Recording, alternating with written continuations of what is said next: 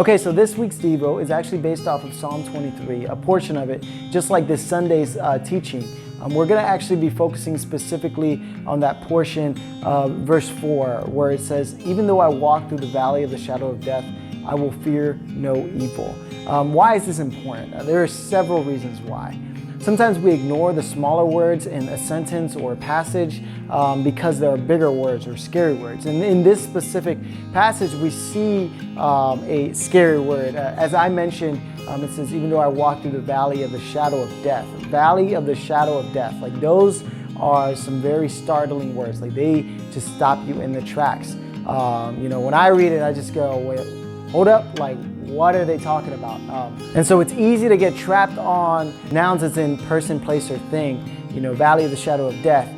That will stop you in your tracks. Or the verbs, what he will do, right? But today I want to focus on a smaller word that it says there. And that word is the word though. Why? Why am I saying though? Well, if you read that verse, it says, "Even though I walk through the valley of the shadow of death." It's not saying even if. Why is that important? Because David is saying that this is going to happen. Even though I walk through the valley of the shadow of death. He's saying, I understand that there are going to be moments in our lives where we are not going to, things are not going to be happy 24/7. There are going to be moments where we're going to struggle, moments we're going to go through things that we do not want to go through, moments that life just seems chaotic and we don't know what to do. Even though is almost in a sense a promise that not everything's going to be easy in this life, that there are going to be moments where things are going to be difficult.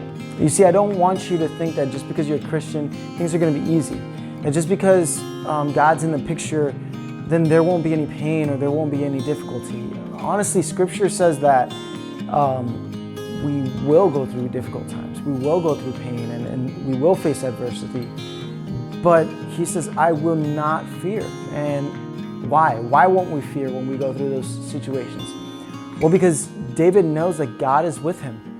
David knows that because God is with him, everything's going to be all right. That God's got it. God's got his back. And so there are two things I want you to take out of this. The first thing is that God's got you. Whatever you're going through, whatever's happening today or has been happening these past couple weeks, or whatever it is that you're struggling the most with, remember today that God is with you. And there's no reason why you should fear. That regardless of what you're going through, God's got it. The other thing I want you to ask is, I want you to really think through how God has used difficult times in your past to work in your life, to bring out good. Sometimes we focus on the circumstance and we forget that sometimes going through difficult seasons and difficult situations can bring out the best in us, can teach us things that we could never learn otherwise. There are some lessons that we can only learn through pain. And I know that sounds difficult and hard to understand, and it's not something that I like to talk about. Pain is not something anyone favors, but sometimes it's valuable. God uses everything to teach us, to get us to get to the point where he wants us to be. There's not one thing in our life that God does not use to bring him glory. And sometimes these difficult circumstances, God uses them to help bring us into places that we never could have been in, to help heal us, heal areas in our hearts that we never could have ever healed on our own. And so, man, I want to encourage you by saying, hey, God's with you. God's by your side, regardless of what's going on. But I also want you to ask, what are other moments in your life where you've seen God come through? How has difficult circumstances in the past been used for good?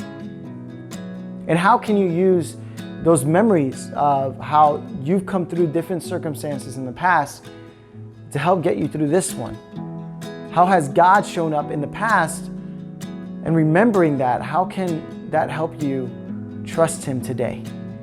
That's our Devo for this week. I'm praying for you guys. I love you guys. If you need anything, you can reach out to me at any time. Have an awesome week.